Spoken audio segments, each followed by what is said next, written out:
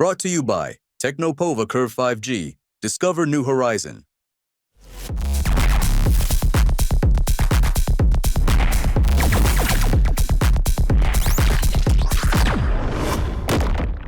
London से पढ़ने वाले आकाश आनंद जो बसपा के राष्ट्रीय कोऑर्डिनेटर हैं, उन्होंने कल एक अपने समर्थकों से बात की, एक अपील की, उसको लेकर के बड़ी चर्चा है।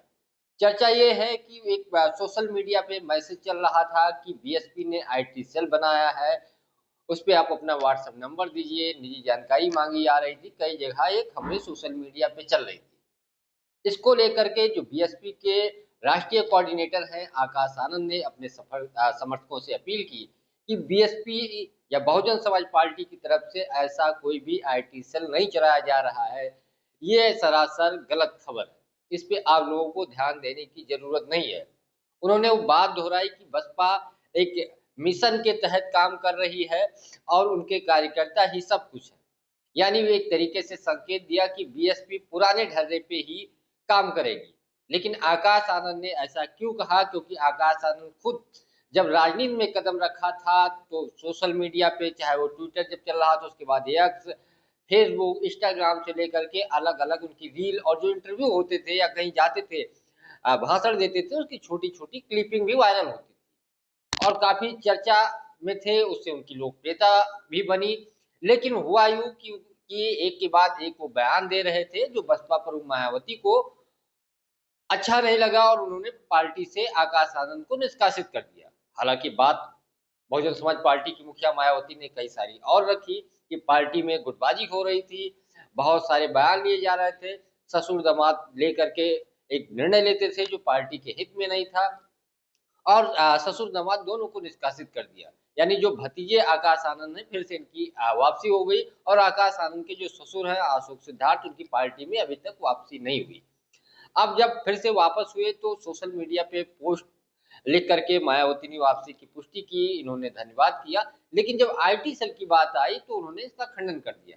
जबकि हर राजनीतिक दलों में अपना एक आईटी सेल है, यानी सोशल मीडिया, चाहे वो समाजवादी पार्टी हो, चाहे भारतीय जनता पार्टी हो या फिर कांग्रेस हो या अलग अलग क्षेत्रीय दल, आप बिहार में आरजेडी को ले लीजिए या दूसरे राज्यों में ले लीजिए। लेकिन आकाश आनंद ऐसा क्यों कहे कि यहाँ कोई आईटी सेल नहीं है?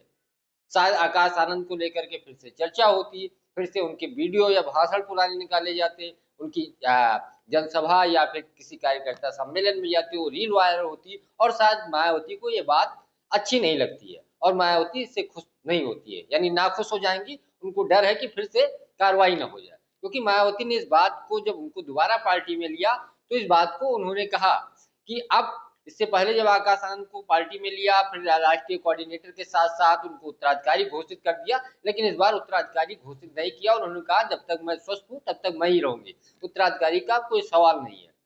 और जो भी पार्टी का निर्णय है, एक तरीके से संकेतों में कहा कि वो मैं ही करूंगी। हालांकि कई सारे कोऑर्डिनेटर जो है बीएसपी को आकाश आनंद को रिपोर्ट करेंगे, लेकिन ये संकेत है कि बीएसपी में अब ज्यादा बयानबाजी, सोशल मीडिया पे पोस्ट या ऐसी चीजें को लेकर के आकाश आनंद अपने कार्यकर्ता समर्थकों से इस बात को स्पष्ट कर दिया है कि ऐसा कुछ नहीं है। यानी उस पे इस तरीके की जो बयानबाजी चलती थी, रील चलती थी, कई सारे पोस्ट आते थे, इससे आकाश आनंद अपने को खुद से दूरी बनाते नजर आ रहे हैं। इसका यही एक कारण है कि मायावती भी इससे खुश हमेशा नहीं रहती हैं, ऐसे सारे पोस्ट या ऐसे रील या ऐसे बयानबाजी को लेकर के। क्योंकि बहुत सारी ऐसी चीजें होती है, बयान या रील या ऐसे भाषण जो मुद्दा बन जाते हैं, ना बनते हुए भी, क्योंकि सोशल मीडिया पे वो ट्रेंड करने लगते हैं। वो बात शायद मायावती को अच्छी नहीं लग रही होगी। उसका एक भी ये कारण है क्योंकि बीएसपी मूल रूप से दलितों की पार्टी मानी जाती है और उसमें काडर और मिशन के तौर पे लोग काम करते हैं, उतने पढ़े लिखे नहीं माने जाते हैं। ये अभी तक जो चीजें शुरू से जब तक बीएसपी की और अब तक की जो यात्रा है, हालांकि बहुत सारे ऐसे लोग आपको पढ़े लिखे नजर आएंगे। आकाश आनंद खुद लंदन से पढ़ के आए हैं, बहुत सारे नेता हैं। लेकिन बीएसपी में मायावती मैसेज देना चाहती है कि अभी भी हम लोग निचले तबके के लिए काम कर रहे हैं। हवा हवाई में सोशल मीडिया, इंस्टाग्राम या इन प्लेटफॉर्मों पे जाकर के हवा हवाई बाजी नहीं कर रहे हैं और ये दिखाने की मायावती कोशिश कर रहे हैं कि दलितों में हमारा मिशन के तौर पे उनके लिए काम कर रहे हैं, उनकी जिंदगी को सुधार रहे हैं, उनके जो आने वाले भविष्य है उसको लेकर के हम लोग काम कर रहे हैं, दलित मूवमेंट पे काम कर रहे हैं। ये दिखाने की एक कोशिश मायावती की रणनीति हो सकती है। क्योंकि अगर इस तरीके की चीजें सोशल मीडिया या अलग अलग तरीके से लोग अलग अलग एक परसेप्शन बनाने लगते हैं कि अब ये दलितों की पार्टी नहीं रह गई, अब ये कई सारी बार आरोप भी लगे कि मायावती दलित की नहीं दौलत की बेटी, तो इन सब चीजों पे एक गलत मैसेज गया और बीएसपी का उत्तर प्रदेश में जो स्थिति है वो आपने देखा। जो एक समय सरकार बनाई रही थी, अब उसके पास सिर्फ एक सीट विधानसभा की है, लोकसभा की एक भी सीट नहीं है। तो ये सब कई सारे कारण है और कारण यही है कि बीएसपी अब दलितों के बीच जाएगी, गाँव में जाएगी, कार्डर बेस पे काम करेगी और मिशन के तौर पे लोगों को जोड़ेगी। ये नहीं कि हवा-हवाई बातें, बैठकें या पोस्ट या बयानबाजी दे करके। यानी एक तरीके से बीएसपी अपने पुराने वो जो एक 2000 और 90 के दशक में जो बीएसपी जिसके लिए जानी जाती थी, उस पे लौटती नज़र आ रही है।